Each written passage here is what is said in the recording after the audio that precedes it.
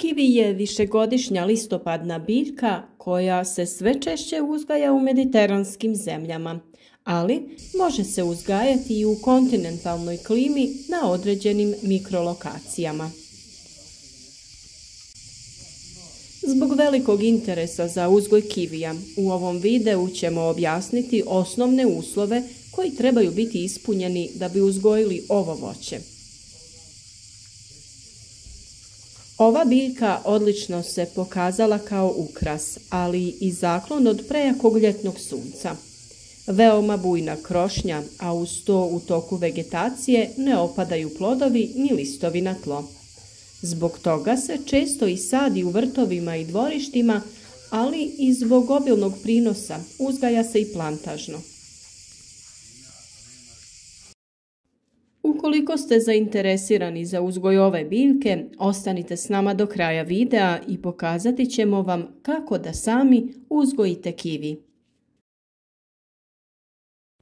Pokazati ćemo vam kako posaditi, održavati, orezivati, prihranjivati, ali i kako kalemiti biljke koje ne donose plodove. Ono što treba znati kada je u pitanju uzgoj kivija jeste to da postoje muške i ženske biljke, odnosno kiviji koji donose plodove smatraju se ženskim, a oni koji služe samo za oprašivanje nazivamo muškim. Budući da prvi plodovi dolaze tek nakon nekoliko godina, najsigurnije je potražiti sadnice za koje možemo biti sigurni da donose plodove. Osim toga, pored ženskih kivija koji će davati plodove, moramo imati i muški koji će ga oprašivati. Mi najčešće nove biljke tražimo u rasadniku Drijen pored Zagreba, gdje smo kupili i nekoliko različitih vrsta kivija. Naš izbor ovaj put je bio zlatni kivi koji je malo drugačiji od klasičnog kivija i po izgledu ploda, a i po okusu.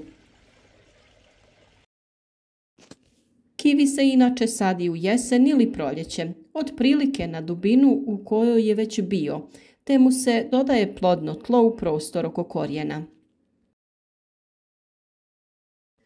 Važno je obilno ih zaliti, a na proljeće mu uz vodu dodati hranjivo na bazi fosfora za bolje ukorjenjavanje. Mi za tu namjenu uvijek koristimo hranjivo VP Fos, proizvođača Zoberbak. U proljeće je potrebno mlade biljke zaštititi od mraza, a najlakši način je upotreba agrila. To je prozračna tkanina koja može održati temperaturu 1 ili 2 stepena iznad vanjske temperature, što može biti presudno.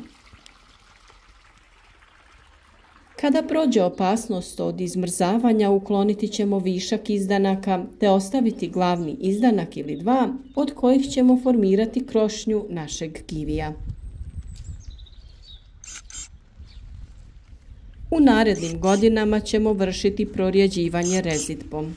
Prije nego opišemo način na koji se kivi orezuje, pokazati ćemo način kako da oplemenimo neki kivi koji ne donosi plodove. To naravno radimo kalemljenjem. Potrebno je naći reznice jednogodišnjih izdanaka i ukalemiti ih na biljku koja ne donosi plodove. To možemo napraviti na dva načina. Možemo kalemljenje vršiti u proljeće prije kretanja vegetacije kada koristimo kalemljenje na engleski spoj ili na procjep. Oštrim nožem odrežemo podlogu i grančicu koju ćemo kalemiti, tako da se dobije otprilike isti oblik da bi se grane što lakše spojile. Zatim se napravi urez na obje grane tako da se grane utiskuju jedna u drugu. Ovakav način kalemljenja dosta je čest, a uspješnost kalemljenja je jako velika. Nakon spajanja spoj zamotavamo PVC folijom. Bitno je naglasiti da se reznice uzimaju sa kivija za kojeg smo uvjereni da donosi plodove. Drugi način kalemljenja kivija jeste na pupoljak, gdje se pupoljak na kojem je lisna peteljka skida sa grane kivija koji plodonosi, te se lijepi na identični urez na kori biljke koja ne daje plodove. Često vidimo pitanja da li sijani kivi može da daje plodove. Posijane sjemenke kivija jako brzo niču i već u prvoj godini možemo dobiti dobro razvijene biljke. Postoji mogućnost da neka od takvih biljaka bude plodonosna, ali za to ne možemo biti sigurni, pa ćemo svaku od njih ipak kalemiti. Kivi je biljka koja dobro uspijeva u umjerenim klimama bez oštrih zima. Gnojidba se vrši u jesen ili u proljeće, a uz odgovarajuća hranjiva moguće ih je prihranjivati i u druga doba godine. Gnojidba se treba vršiti više puta u manjim količinama. Budući da je kivi velik potrošač azota, odnosno dušika, potrebno je gnojidbu vršiti urea gnojivima ili onim koji sadrže veće količine azota. Po biljci se u početku daje oko 30 grama u 3 ili 4 doziranja, a kasnije možemo duplo povećati dozu. Pored gnojidbe treba obratiti pažnju i na navodnjavanje. Kivi je biljka koja slabo podnosi sušu i preporučuje se navodnjavanje kap po kap, a pored toga dobro dođe i rasprskavanje vode po listovima. Već smo rekli da se kivi orezuje već u prvoj godini, a i u svakoj narednoj. Na početku biramo odgovarajuće mladice te ih usmjeravamo u pogodnom smjeru. Kada se biljka razvije, tada se izdanci prorjeđuju. Svaka grana na sebi ima vegetativne i generativne pupoljke. Jedni daju plodove, a drugi daju nove izdanke koji će rađati u narednoj godini. Potrebno je držati ravnotežu te imati dovoljan broj pupoljaka koji će dati plodove, a uz to imati i dovoljno pupoljaka koji će nam dati novu vegetaciju. Broj ostavljenih pupoljaka ovisi od sorte, a većinom se ostavlja 4 ili 5 pupoljaka, pa se izdanci skraćuju na oko 40 do 50 cm. U toku ljeta vrši se i zelena rezidba kada se izdanci prorjeđuju da bi se obezbijedio protok svjetlosti do svih izdanaka i do plodova. Na taj način se odstranjuje i većina izdanaka, tako da se proljetno orezivanje treba obavljati u manjoj mjeri, a većina se provede u vegetaciji. Održavanje nasada kivija se vrši tako što se vrši plitka obrada tla.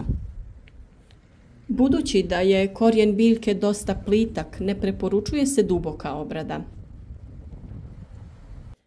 Kivi je sklon umotavanju oko drugih biljaka ili konstrukcije na kojoj stoji, pa se zbog toga preporučuje da u prvoj godini vršimo pinciranje provodnice svakih 60 cm.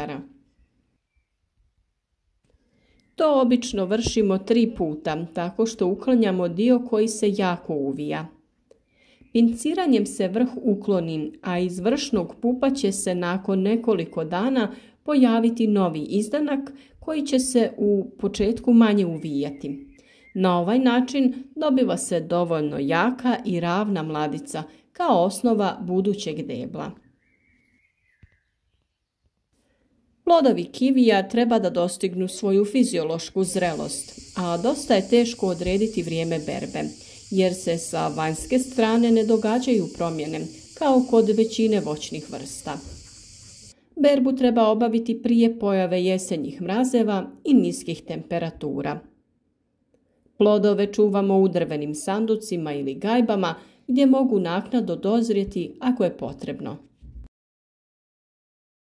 Nadamo se da smo vam dali dovoljno informacija kako bi sami uzgojili kivi i uživali u plodovima tokom zimskog perioda. Podijelite ovaj video na društvenim mrežama da bi i drugi zaljubljenici u voćarstvo pogledali ove informacije. Označite video sa like i ostavite nam komentar ispod videa. Želimo znati i vaša iskustva u uzgoju ovog voća. Pišite nam i od kuda nas pratite i koje biljke uzgajate. Ostanite s nama na kanalu i pogledajte još koju zanimljivu temu.